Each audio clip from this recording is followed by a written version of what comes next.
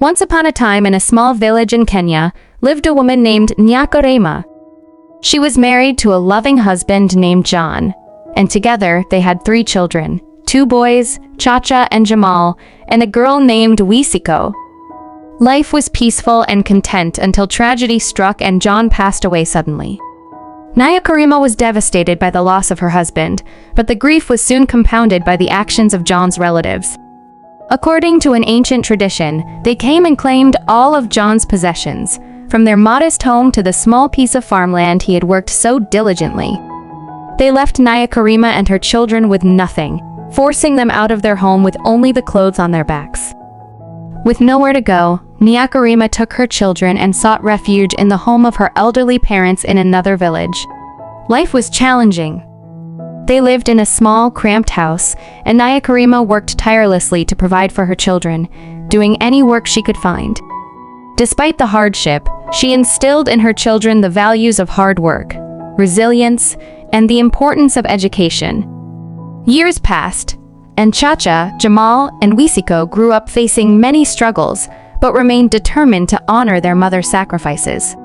Chacha excelled in school and earned a scholarship to study engineering at a prestigious university. Jamal followed in his brother's footsteps, earning a scholarship to study medicine. Wisiko, passionate about education, became a teacher, working while she pursued her own studies. Nyakarema watched with pride as her children flourished. After completing their studies, Chacha secured a job with an international engineering firm. Jamal became a respected doctor, and Wisiko opened a school in their village, providing quality education to many children. Together, the siblings decided it was time to give back to the woman who had given them everything.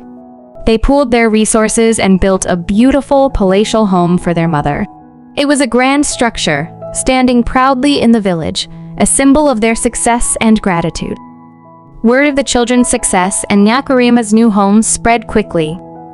It wasn't long before John's relatives, who had taken everything from Nyakarema years before, came knocking at their door. They came with pleas for help, their circumstances having changed for the worse over the years. They had squandered the wealth they had seized, and now they were in dire need. Nyakarema's children were initially filled with anger at the sight of their father's relatives. But Nyakarema, with her boundless compassion, reminded them of the values she had taught them. She welcomed the relatives, offering them food and listening to their plight. After discussing as a family, Chacha, Jamal, and Wisiko decided to extend a helping hand. They set conditions that ensured the relatives would use the assistance wisely and would work towards self-sufficiency.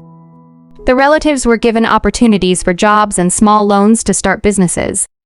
Through their actions, Nyakarema and her children not only helped their father's relatives, but also set an example of forgiveness and compassion. Their generosity transformed the village, turning past enmities into bonds of community support and mutual aid. And so, Nyakarema lived out her days surrounded by her loving children and grandchildren, in a home filled with warmth and love, knowing that the legacy she and John had dreamed of had not only been preserved, but had flourished beyond their wildest hopes.